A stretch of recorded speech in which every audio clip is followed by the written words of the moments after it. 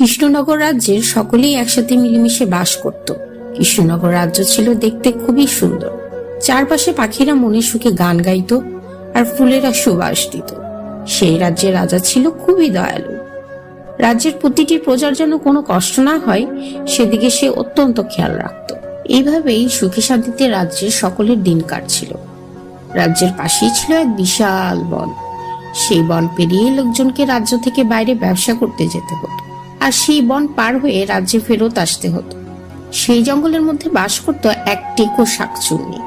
একদিন গাছের ডালে বসে টেকো শাকচুন্নি চিন্তা করছে, এভাবে আর কয়দিন? শাকচুন্নি রাজ্যে আমি সবচেয়ে কুৎসিত শাকচুন্নি। যদি আমার মাথা টেকো না হতো তাহলে আমাকে আমার বাকি সখীরা এভাবে টেকো টেকো বলে মজা নিত না।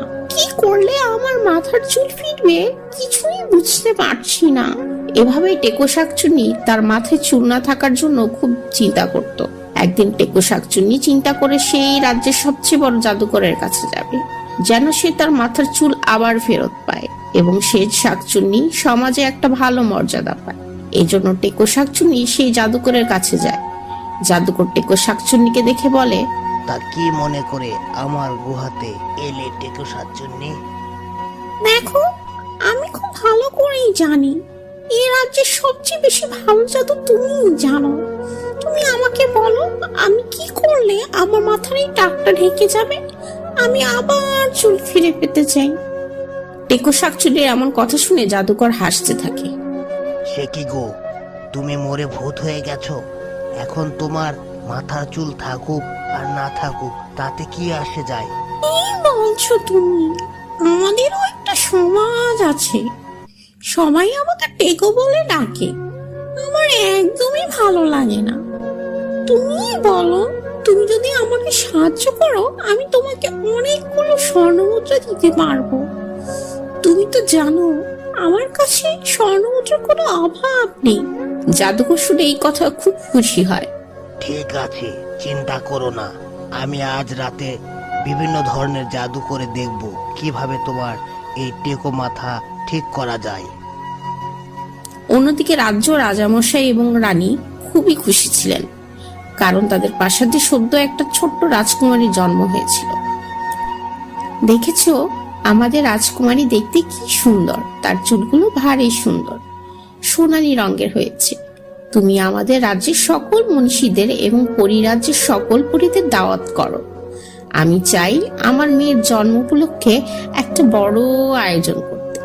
ঠিক আছে, চিন্তা করো না, আমি 2-1 দিনের মধ্যেই পরিরাজ্যে খবর পাঠানোর ব্যবস্থা করছি।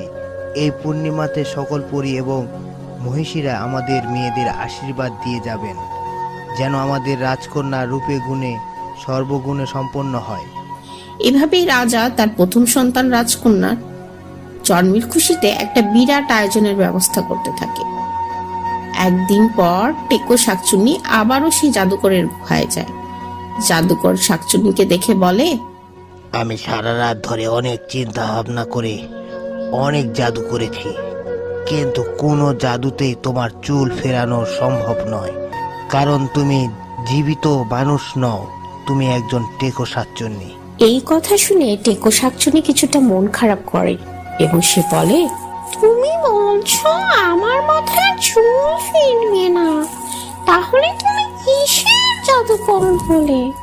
তবে এখন একটা উপায় আছে।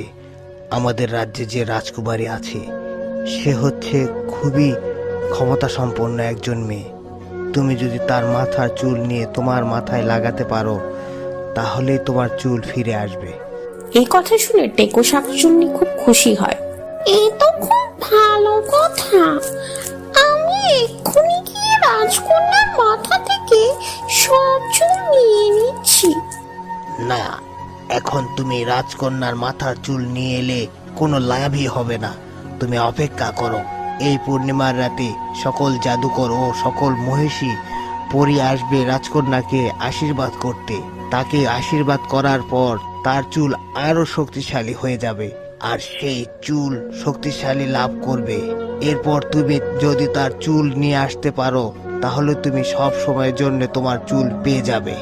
এই কথা শুনে টেকো শাকচুন্নি বলে, ঠিক আছে, তোমার কথা আমার ভালো লেগেছে। আমি চিন্তা করছি এই পূর্ণিমা পর্যন্ত অপেক্ষা করব। পূর্ণিমার পর আমাকে আর কেউ টেকো বলে ডাকতে পারবে না। আমি অবশ্যই রাজকন্যা সব চুল নিয়ে নিব আর আমার নিজের মাথায় লাগিয়ে নেব। এভাবেই টেকো সবসময় খুশি হয়ে সেই পূর্ণিমা রাতের আসার অপেক্ষা করতে থাকে। অবশেষে সেই পূর্ণিমা রাত চলে আসে।